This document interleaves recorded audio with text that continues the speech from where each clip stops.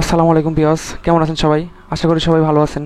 তো বন্ধুরা, আজকে আপনাদের সাথে শেয়ার করব কিভাবে আপনারা মালয়েশিয়া কলিং ভিসা খুব সহজে চেক করবেন, সেই বিষয়টি আজকে আপনাদের সাথে শেয়ার করব। তো বন্ধুরা, প্রথমে আমরা আমাদের যে কোনো একটি ব্রাউজার ওপেন করব। ওপেন করার পর আমরা সরাসরি সার্চ করব MYIMMSPRA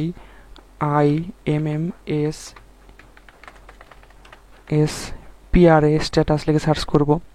সার্চ করার সঙ্গে সঙ্গে আমাদের সামনে কিন্তু এরকম একটি ইন্টারফেস চলে আসছে, দেখতে পাচ্ছেন। এখান থেকে আমরা দেখতে পাচ্ছেন এই নিচে যে লিঙ্কটি আছে, এই যে এই লিঙ্কটি MYIMMS ই সার্ভিস, এখানে ক্লিক করব। ক্লিক করার পর বন্ধুরা দেখতে পাচ্ছেন এখানে নো নম্বর পাসপোর্ট, তো এখানে আমাদের পাসপোর্ট নম্বরটা দিয়ে দেবো।